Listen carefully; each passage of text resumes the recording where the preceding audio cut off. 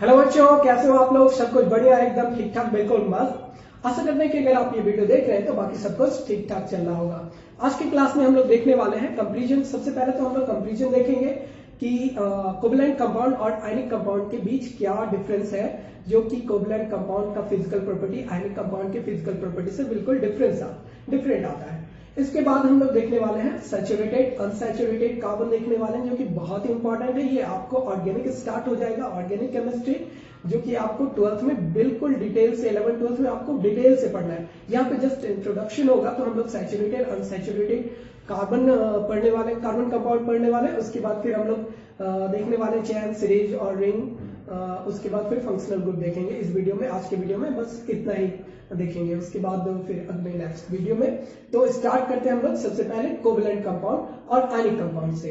Ionic compound में हम लोगों को पता है कि जब कोई भी आयनिक कंपाउंड का फॉर्मेशन होता है, तो ऑप्टेट रूल के हिसाब से हम लोगों को क्या होता है कि जब कोई आयन का फॉर्मेशन होता है तो उसमें क्या होता है कि कोई कैटायन या एनायन का फॉर्मेशन होता है। कैटायन कब बनता है? जब आपको किसी भी एटम के एटॉमोस शेल में एक्स्ट्रा इलेक्ट्रॉन हो, 8 इलेक्ट्रॉन से एक्स्ट्रा इलेक्ट्रॉन हो, तो वो एक्स्ट्रा इलेक्ट्रॉन अगर किसी को डोनेट कर देता है तो उसके सेल में आपको अब क्या बचा हुआ रहता है, जितना भी 8 से एक्स्ट्रा इलेक्ट्रॉन होता है उसको वो डोनेट कर देता है। तो बाहर के सेल में उसको 8 इलेक्ट्रॉन बचता है। और एनायन कब बनता है? एनायन बनता है जब 8 इलेक्ट्रॉन कंप्लीट करने के लिए उसमें रिक्वायर्ड नंबर ऑफ इलेक्ट्रॉन की जरूरत हो।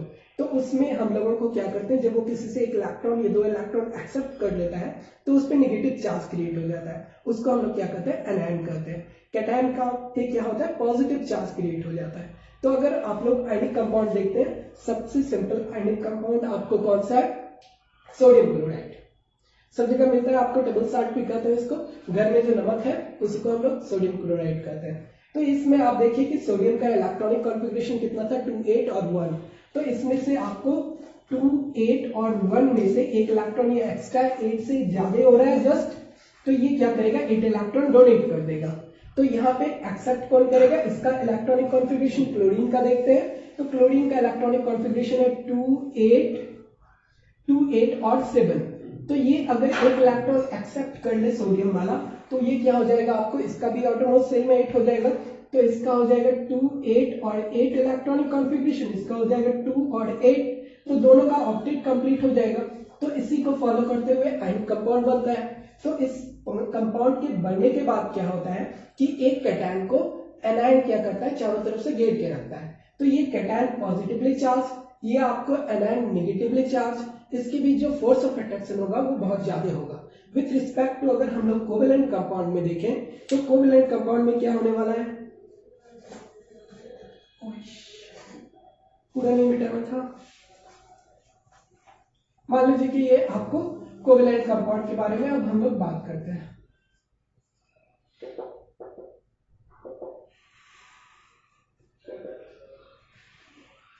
ठीक है, तो कोवैलेंट कंपाउंड के बारे में अगर हम लोग बात करते हैं तो क्या देखते हैं? कोवैलेंट कंपाउंड में क्या होता है? Sharing of electron. सबसे सिंपल आपको कोवैलेंट कंपाउंड और कार्बन का हो तो ये आपको मीथेन ले सकते हैं। मीथेन में क्या हो रहा है कि इसका आपको 4 इसके पास इलेक्ट्रॉन पड़ा हुआ है और इसको 4 एक्स्ट्रा इलेक्ट्रॉन चाहिए, जो सेटिस्फाई कर सकता है 4 अलग अलग हाइड्रोजन एटम आएगा और अपने एक एक इलेक्ट्रॉन को शेयर करेगा और इसके साथ बॉन्ड का फॉर्मेशन कर लेगा। ये कंप्लीट करना है। तो सबका आपको हाइड्रोजन का क्या होता है? डुएट कंप्लीट होता है। इसके ऑटोमोस्ट शेल में 2 इलेक्ट्रॉन, जस्ट लाइक हीलियम कि जैसा ये कॉन्फ़िगरेशन गेन कर लेता है। कार्बन क्या कर लेता है? कार्बन आपको नियॉन के जैसा इलेक्ट्रॉनिक कॉन्फ़िगरेशन गेन कर लेता है, जिसका इलेक्ट्रॉनिक कॉन्फ़िगरेशन क्या हो जाता है? 2 और 8। तो यही इलेक्ट्रॉनिक कॉन्फ़िगरेशन हो जाता है अब इसका। तो इसमें क्या होता है कि इसमें ना तो कोई चार्ज क्रिएट होता है, ना आपको ये आयन क्या हो गया, इसमें कोई कैटायन या कोई एनायन क्रिएट नहीं हुआ। तो इसके बीच का जो अंदर का फोर्स है वो तो आपको स्ट्रांग है, लेकिन इसमें क्या है कि सोडियम क्लोराइड का अगर दूसरा भी आयन होगा ना, तो मान लीजिए कि क्लोरीन आयन इधर होगा और Na आयन प्लस आयन इधर होगा, तो ये तो आपस में कनेक्टेड होगा ही इलेक्ट्रोस्टैटिक फोर्स से। इस साइड से भी कनेक्टेड होगा, ये भी इसको पकड़ के रखेगा। ठीक है, तो दोनों साइड से इसका पकड़ के रखा है। लेकिन इसमें क्या है कि आपको मीथेन अकेला है, तो मीथेन ये अपने में ही कंप्लीट है। ये दूसरे मीथेन को बहुत ज्यादा इलेक्ट्रोस्टैटिक फोर्स ऑफ अट्रैक्शन से नहीं अट्रैक्ट करेगा, ये van der Waals force of attraction से मतलब बहुत ही वीक फोर्स, वो हम लोग आगे की क्लास में 11th में पढ़ने वाले हैं डिटेल से। तो ये वंडरवाल फोर्स सोचिए कि वीक फोर्स से अट्रैक्ट कर रहा है, just like a gravitational force in A molecule. तो उसी को हम लोग उसी फोर्स से अट्रैक्ट करेगा, तो बहुत ही लेस फोर्स ऑफ अट्रैक्शन से अगर बांधेगा इसको, तो ये क्या होगा, इजीली आपको एक मॉलिक्यूल दूसरे मॉलिक्यूल से अलग हो जाएगा। तो इस कारण इसका जो मॉलिक्यूल होगा कोवलेंट कंपाउंड का, वो आपको क्या होगा, इजीली उसको हम लोग तोड़ पाएंगे। जैसे ही टूट जाएगा तो क्या होगा, वो मेल्ट हो जाएगा, और ज्यादा तोड़ देंगे तो वो क्या होने लगेगा, बॉयल होने लगेगा, मतलब वेपराइज होने लगेगा।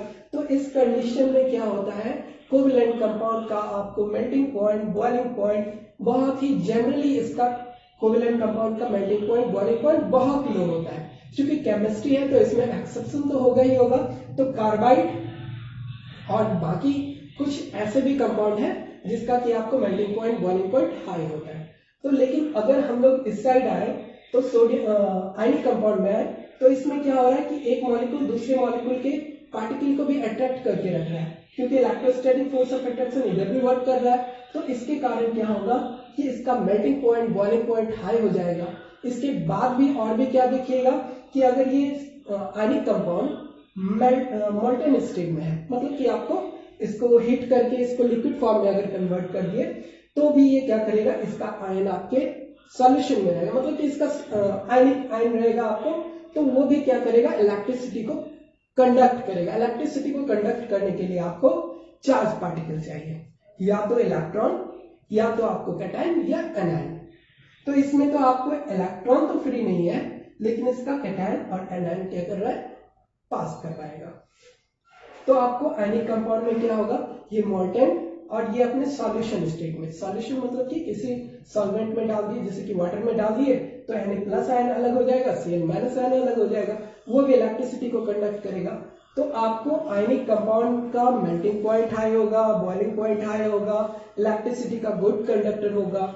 यहाँ पे अगर आप देखिए कोवलेंट कंपाउंड का, तो इसका आपको मेल्टिंग पॉइंट लो होगा, बॉइलिंग पॉइंट लो होगा, और इलेक्ट्रिसिटी का बैड कंडक्टर होगा जनरली ये लोग। क्यों? क्योंकि इसमें आपको चार्ज पार्टिकल प्रेजेंट नहीं है इलेक्ट्रिसिटी को एक पॉइंट से दूसरे पॉइंट तक ले जाने के लिए। तो यही हम लोगों को छूट रहा था, इसका भी कंक्लूजन हम लोगों को जरूरी था। आपके चैप्टर में है तो जो कुछ भी आपके चैप्टर में होगा कुछ छूटने वाला नहीं है, तो उसको हम लोग हर चीज को कवर करेंगे और डिटेल से एक्सप्लेनेशन के साथ कवर करेंगे। ठीक है, अब हम लोग मूव करने वाले हैं किसमें, सैचुरेटेड और अनसैचुरेटेड कंपाउंड ऑफ कार्बन। अब हम लोग देखने वाले हैं saturated and unsaturated carbon compound. तो सैचुरेटेड या अनसैचुरेटेड हम लोग बात करते हैं तो कार्बन क्या सारे जनरल वे में अगर हम लोग सैचुरेटेड कंपाउंड को डिफाइन करना चाहें, तो सैचुरेटेड कंपाउंड में क्या होगा कि उस कंपाउंड में जितना भी एलिमेंट है, अगर किसी भी दो एटम के बीच अगर आपको सारा का सारा कोई भी दो एटम हो, तो उसके बीच अगर सिर्फ सिंगल बॉन्ड से कनेक्टेड है, तो वो आपको कंपाउंड क्या कहलाएगा, वो कंपाउंड कहलाएगा आपको सैचुरेटेड कंपाउंड कहलाएगा। अगर कहीं पे भी आपको सिंगल के अलावा अगर डबल बॉन्ड से दो कार्बन, मतलब कि दो एटम अगर बॉन्डेड है, तो उसमें वो क्या हो जाएगा, अनसैचुरेटेड हो जाएगा। तो सबसे पहले तो हम लोग सैचुरेटेड को देख रहे हैं। तो all compound in which valency of every atoms are satisfied with a single covalent bond between any two atom is called saturated compound। ठीक है, तो सैचुरेटेड कंपाउंड को अगर हम लोग डिफाइन करना चाहेंगे तो इस तरह से डिफाइन कर सकते हैं। ऐसे डेफिनेशन आप लोगों को नहीं पूछेगा, अगर पूछ लिया तो लिख देंगे। तो फिर अगर हम लोग इसका स्ट्रक्चर देखेंगे तो कार्बन कंपाउंड के लिए बात करना होगा, तो कार्बन का आपको पता है कि वैलेंसी है 4। तो 4 का 4 वैलेंसी अगर कार्बन का क्या हो जाए, सिंगल एक बॉन्ड से सेटिस्फाई हो, मतलब कि या तो कार्बन से जुड़ा हो, तो एक कार्बन से आपको 4 अलग अलग कार्बन जुड़ा हो, फिर उस कार्बन को अगर कोई सेटिस्फाई कर रहा हो, तो उसको मान लीजिए कि हाइड्रोजन, क्लोरीन या कोई भी एटम सेटिस्फाई कर रहा हो, तो सबका सब क्या हो, सिंगल कोवलेंट बॉन्ड उसके बीच हो, तो उसको हम लोग कहेंगे सैचुरेटेड। फॉर एग्जाम्पल मान लीजिए कि मीथेन या इथेन, तो कार्बन कार्बन, आपको इथेन का क्या फॉर्मूला है, C2H6। तो मान लीजिए कि इथेन का स्ट्रक्चर देख रहे हैं, तो कार्बन कार्बन, इसमें हम लोगों को क्या हो रहा है, एक कार्बन दूसरे कार्बन से जुड़ा है सिंगल बॉन्ड, एक कार्बन हाइड्रोजन से जुड़ा है सिंगल बॉन्ड, फिर इधर हाइड्रोजन से भी जुड़ा है सिंगल बॉन्ड, तो जितना भी एलिमेंट है इस कंपाउंड का सबके बीच क्या है, एक इसका C1C2 सिंगल बॉन्ड से जुड़ा हुआ है, C1H सिंगल बॉन्ड से जुड़ा हुआ है, ये C1H सिंगल बॉन्ड से जुड़ा हुआ है। तो एक एटम के पास आपको नंबर ऑफ कोवैलेंट बॉन्ड ज्यादा हो सकता है, लेकिन बिटवीन टू सेम एटम आपको एक ही कोवैलेंट बॉन्ड होना चाहिए। किसी भी दो एटम के बीच आपको बस एक ही कोवैलेंट बॉन्ड होना चाहिए। तो उस तरह के कंपाउंड को हम लोग कहते हैं सैचुरेटेड कंपाउंड कहते हैं। और चूंकि ये कंपाउंड कार्बन का है तो सैचुरेटेड कंपाउंड ऑफ कार्बन, ठीक है। तो इसी में अगर मान लीजिए कि हाइड्रोजन के बदले कोई और भी एटम हो सकता था, ठीक है, तो उसका वैलेंसी अगर आपको एक से ज्यादा हो तो लेकिन आपको वो बॉन्डेड कैसा हो, सिंगल बॉन्ड से। For example alcohol, ethyl alcohol अगर ले लें तो ऑक्सीजन की वैलेंसी है 2, तो ये इससे डबल बॉन्ड से भी जुड़ सकता है। जैसे ही डबल बॉन्ड से जुड़ जाएगा ये अनसैचुरेटेड हो जाएगा, ठीक है, सैचुरेटेड नहीं रहेगा। तो इसी में अगर ये बॉन्ड अगर एस से जुड़ा हुआ है तो ये आपको क्या हो जाएगा, ये हो जाएगा सैचुरेटेड कंपाउंड। कोई भी दो एटम के बीच आपको जस्ट सिंगल बॉन्ड ही अपीयर है तो इस तरह के कंपाउंड को हम लोग कहते हैं सैचुरेटेड कंपाउंड। और ये सैचुरेटेड कंपाउंड ऑफ कार्बन है, जो एक स्पेशल नेम हम लोग आगे पढ़ने वाले हैं, फंक्शनल ग्रुप हाइड्रोक्सी ग्रुप है ये, इसको हम लोग आगे पढ़ेंगे। अल्कोहल फैमिली की ये ग्रुप है, ठीक है। अब हम लोग देखने वाले हैं अनसैचुरेटेड कंपाउंड। सैचुरेटेड हो गया, अब अनसैचुरेटेड कंपाउंड। अब अगर हम लोग अनसैचुरेटेड कंपाउंड को डिफाइन करना चाहें तो अनसैचुरेटेड कंपाउंड में क्या होगा, that type of compound in which there is any double bond, कोई भी एक डबल बॉन्ड हो, एनी डबल बॉन्ड और any triple bond present between any two atom are called unsaturated compound. तो ये तो हो गया अनसैचुरेटेड कंपाउंड का डिफिनेशन। तो यही अनसैचुरेटेड कंपाउंड अगर कार्बन के किसी कंपाउंड में होगा, अगर कार्बन का कंपाउंड है उसमें कहीं पे भी डबल बॉन्ड और ट्रिपल बॉन्ड है तो उसको हम लोग क्या कहेंगे, अनसैचुरेटेड कार्बन कंपाउंड। तो इस अनसैचुरेटेड कार्बन कंपाउंड्स को हम लोग डिफाइन इस तरह से कर सकते हैं। फिर इसका अगर हम लोग स्ट्रक्चर देखना चाहें तो मान लीजिए कि ये कार्बन है, ये डबल बॉन्डेड है, इस तरह से आपको ये यहाँ पे जुड़ा हुआ है, ठीक। तो ये तो आपको अनसैचुरेटेड हो गया। उसी तरह से ये भी है, कहीं पे भी एक डबल बॉन्ड हो गया तो अब इसको क्या होगा कि इसका अब हम लोग क्या कहेंगे, इसको कहेंगे अनसैचुरेटेड कंपाउंड कह देंगे, क्योंकि एक आपको ये डबल बॉन्ड इसमें प्रेजेंट है, एक डबल बॉन्ड इसमें प्रेजेंट है। इसी तरह से अगर किसी में अगर आपको ट्रिपल बॉन्ड भी प्रेजेंट है, मान लीजिए कि ये डबल बॉन्ड नहीं होकर ट्रिपल बॉन्ड होता तो ये भी आपको क्या कहलाता, ये भी आपको कहलाता unsaturated compound with triple bond. ये unsaturated compound with double bond. तो डबल बॉन्ड या ट्रिपल बॉन्ड से अगर अनसैचुरेटेड है तो इसमें क्या होता है, इसमें टेंडेंसी होता है कि इस बॉन्ड को तोड़ के इसमें एक्स्ट्रा एलिमेंट को ऐड किया जा सकता है। मतलब कि मान लीजिए कि हाइड्रोजन को ऐड कर सकते हैं, ऑक्सीजन को ऐड कर सकते हैं, किसी और एलिमेंट को ऐड करने का इसमें ज्यादा चांस होता है। तो अनसैचुरेटेड कंपाउंड आपको मोर रिएक्टिव होता है with respect to saturated compound. Saturated compound में क्या होता है कि सारा का सारा वैलेंसी अगर आपको सिंगल कोवैलेंट बॉन्ड से सैचुरेटेड है तो अब ये क्या करना चाहेगा, किसी से रिएक्ट करना नहीं चाहेगा, क्योंकि सबका ऑप्टिक कंप्लीट है। मान लीजिए कि इधर से अगर आपको हाइड्रोजन अटैच है तो ये अब किसी से रिएक्ट नहीं करना चाहेगा, क्योंकि इसका भी ऑक्टेट है, इसका डुएट कंप्लीट है, इसका डुएट कंप्लीट है, इस कार्बन का ऑक्टेट कंप्लीट है। तो इस तरह से देखिएगा कि सैचुरेटेड कंपाउंड आपको कम रिएक्टिव होगा with respect to unsaturated compound. और इसी को हम लोग डिफाइन करते हैं।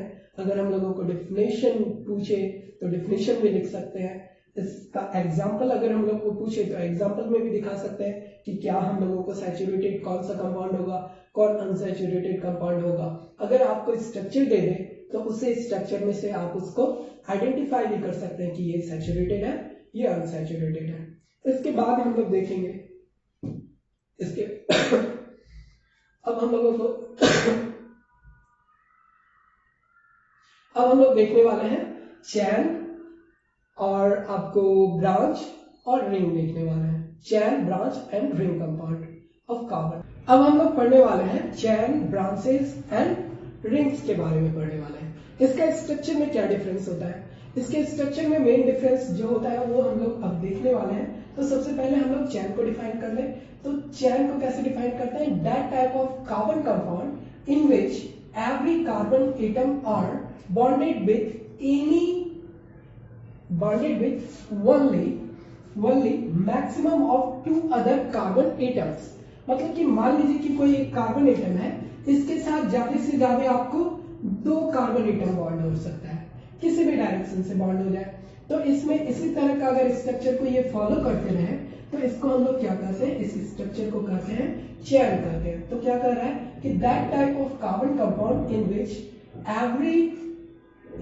Every carbon atom are bonded with only maximum of 2 carbon atom to other carbon atoms and there starting and ending elements are different. तो यहां से अगर स्टार्ट करेंगे तो ये स्टार्टिंग एलिमेंट हो जाएगा, ये आपको हो जाएगा एंडिंग एलिमेंट। यहां से स्टार्ट करेंगे तो ये स्टार्टिंग, ये एंडिंग। तो आपको देख रहे हैं इसमें कि एवरी कार्बन एटम बॉन्डेड है दूसरे कार्बन एटम से मैक्सिमम ऑफ 2 कार्बन एटम से। मान लीजिए कि ये C1 है, तो C1 आपको A और B ये मैक्सिमम 2 कार्बन से बॉन्डेड है। A इसको आपको एक से ही बॉन्डेड है, इस साइड भी आपको A डैश जो होगा ये एक से ही बॉन्डेड है, फिर ये आपको 2 से बॉन्डेड है, फिर ये भी 2 से बॉन्डेड है। तो अगर इस तरह के स्ट्रक्चर को फॉलो करें कि कोई भी carbon atom maximum of 2 carbon से ही बॉन्डेड हो, तो इस स्ट्रक्चर को हम लोग कहते हैं चैन कहते हैं। तो इसमें ये कितने मेंबर का चैन है? 1 2 3 4 5 6 7 मेंबर कार्बन चैन है ये।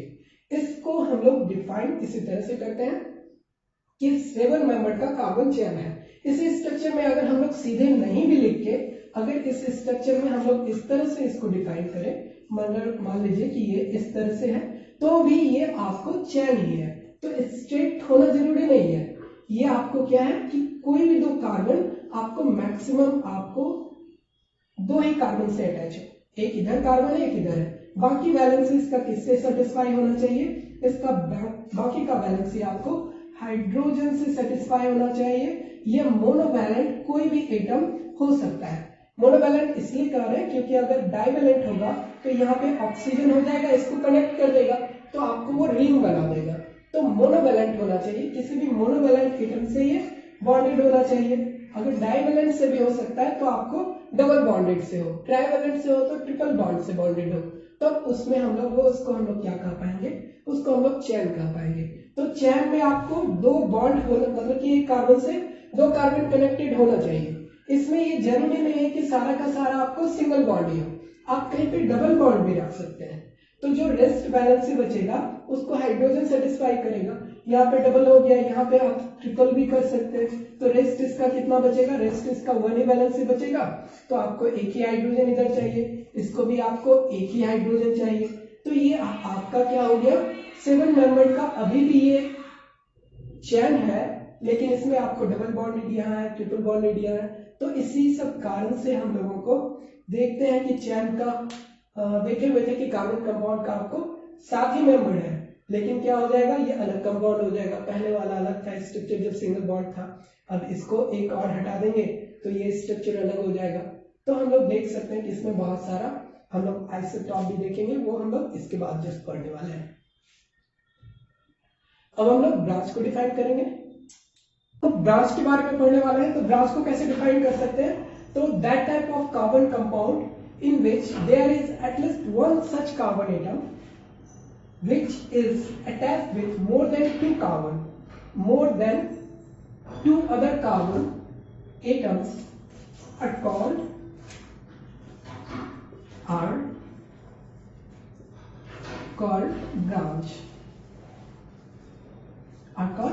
branches या called branch। तो इसमें होने वाला क्या है? इसमें होने वाला है कि मान लीजिए कि एक स्ट्रक्चर है, इस कार्बन में क्या हो रहा है कि ये तो सबका सब 2 मैक्सिमम 2 से बॉन्डेड है, तो कोई एक अगर ये इस तरह से बॉन्डेड है कि 3 से बॉन्डेड हो गया, तो इसमें क्या हो गया कि हम लोगों को ब्रांच कहना है। या कोई कार्बन इस तरह का हो कि आपको 4 कार्बन से बॉन्डेड हो जाएगा, तो इस तरफ इसका एक ब्रांच हो जाएगा और इस तरफ इसका दूसरा ब्रांच हो जाएगा। तो इसमें हम लोग कह सकते हैं कि इस तरह के स्ट्रक्चर में आपको क्या होने वाला है, इस तरह के स्ट्रक्चर में आपको ये ब्रांचेज होगा और इसका भी एंड पॉइंट क्या होना चाहिए, डिफरेंट एटम होना चाहिए। तो ये आपको ब्रांच ही रहेगा। अगर ये फिर से इसके एंड को जोड़ देंगे तो फिर से वो हो जाएगा रिंग हो जाएगा और रिंग में आपको ब्रांच हो जाएगा। तो ये आपको क्या कहलाया, ये कहलाया आपको ओपन ब्रांच कहलाएगा। और अगर दोनों के एंड को ऐड कर देंगे तो हम लोग क्या कहलाएगा, रिंग ब्रांच कहलाएगा। तो ये हम लोगों के ब्रांच को डिफाइन कर सकते हैं। इसमें भी आपको कहीं पे भी कोई भी एटम डबल बॉन्डेड या ट्रिपल बॉन्डेड हो सकता है। मान लीजिए कि अगर ये ट्रिपल बॉन्डेड है, ये भी ट्रिपल बॉन्डेड है, तो कहीं पे भी मान लीजिए कि एक एक्स्ट्रा एलिमेंट बना दीजिए, ये बढ़ा दीजिए, यहाँ पे आप डबल कर सकते हैं, एक और बढ़ा दीजिए जहां पे आप ट्रिपल कर सकते हो। तो ये आपको पॉसिबल है कि ब्रांच में भी आपको डबल बॉन्ड या ट्रिपल बॉन्ड हो सकता है। तो इसी चीज के लिए हम लोग कहते हैं कि इसको हम लोग ब्रांच कहेंगे जब कभी भी कोई कार्बन एटम में दो से ज्यादा नंबर ऑफ कार्बन अटैच हो। अगर हम लोग अब रिंग को डिफाइन करते हैं तो रिंग में क्या होने वाला है, रिंग के फॉर्मेशन के लिए आपको एटलीस्ट 3 मेंबर चाहिए। तो अगर कार्बन का ही सिर्फ रिंग है तो कार्बन भी आपको कम से कम 3 कार्बन चाहिए। और इसमें क्या होना चाहिए कि आपको जो स्टार्टिंग पॉइंट है, जहां से भी आप स्टार्ट करते हैं, फिर से आप अगर मूव करते हैं पूरे के पूरे रिंग को अगर कवर करते हैं तो फिर से आपको स्टार्टिंग पॉइंट जहां था, एंडिंग पॉइंट भी आप देखिएगा कि वहीं पे पहुंच रहा है। अगर स्टार्टिंग पॉइंट और एंडिंग पॉइंट आपको ज्वाइंट हो या कहिए कि सेम एटम हो तो उस तरह के कंपाउंड को हम लोग क्या कहते हैं, रिंग कहते हैं। इसमें आपको कम से कम 3 कार्बन एटम होना चाहिए। मान लीजिए कि अगर 2 ही है और इसको आप कनेक्टेड कर रहे हैं डबल बॉन्ड या ट्रिपल बॉन्ड से कनेक्ट कर रहे हैं तो इसको हम लोग रिंग नहीं कर सकते, क्योंकि आपका ये क्या होगा कि ये तो आपको एक स्ट्रेट लाइन का ही रह जाएगा, ये क्लोज नहीं कर पाएगा स्ट्रक्चर को। तो इसके लिए आपको कम से कम 3 मेंबर का एलिमेंट चाहिए, मतलब कि 3 एटम का कंपाउंड चाहिए। और इसमें आप मान लीजिए कि ये स्टार्टिंग पॉइंट है, तो स्टार्टिंग से आप मूव कर रहे हैं तो ये सेकंड, ये थर्ड, फिर से आप यहीं पे पहुंच जाइएगा। तो स्टार्टिंग पॉइंट और एंडिंग पॉइंट क्या हो जाएगा, इसको कंप्लीट कीजिएगा, इस बॉन्ड को भी कंप्लीट कीजिएगा तो यहीं पे फिर से पहुंच जाइएगा। तो इसीलिए इसको हम लोग क्या कहेंगे, इसको हम लोग रिंग कहेंगे। ये आपको मिनिमम 3 मेंबर रिंग है, इससे ज्यादा मेंबर का भी रिंग हो सकता है। आपको कार्बन कार्बन कार्बन, ये फिर से आपको कार्बन 4 मेंबर का रिंग है। इस तरह से आप 5 मेंबर रिंग देख सकते हैं। ये आपको बॉन्ड लाइन स्ट्रक्चर है, इसमें आप लोगों को आगे बढ़ना है। कार्बन कार्बन कार्बन, ये इस तरह का जो स्ट्रक्चर है ये आपको रिंग कहलाता है। इसी में अगर सारा का सारा कार्बन है तो उसको हम लोग होमो एटॉमिक रिंग कहेंगे। और उसी में अगर कोई एलिमेंट अलग हो गया, मान लीजिए कार्बन के बदले ऑक्सीजन हो गया, तो कम से कम उसकी बैलेंस क्या होनी चाहिए, 2 से ज्यादा होनी चाहिए। तो ये डाइवैलेंट है तो इस साइड भी कनेक्ट हो गया, इस साइड भी कनेक्ट हो गया, तो ये आपको हेटेरोएटॉमिक रिंग कहलाया। तो ये सारा कुछ हम लोग डिफाइन कर लिए कि कैसे हमारा चैन, ब्रांच या रिंग फॉर्म कर सकते हैं। अब इसके बाद हम लोग क्या देखने वाले हैं, इसके बाद देखने वाले हैं स्ट्रक्चर आइसोमेरिज्म इन कंपाउंड। उसके बाद फिर हम लोग देखेंगे क्या चीज, इसके बाद देखेंगे हम लोग फंक्शनल ग्रुप। उसके बाद फंक्शनल ग्रुप देखने के बाद हम लोग होमोलॉगस सीरीज देखेंगे। बाकी उसके बाद उसका नोमेनक्लेचर और उसके बाद फिर important compound of carbon and detergent के बाद हम लोगों का चैप्टर खत्म हो जाएगा। तो हम लोग आगे का चैप्टर, आगे का लेक्चर हम लोग अगले वीडियो में डालते हैं। तब तक के लिए बाय।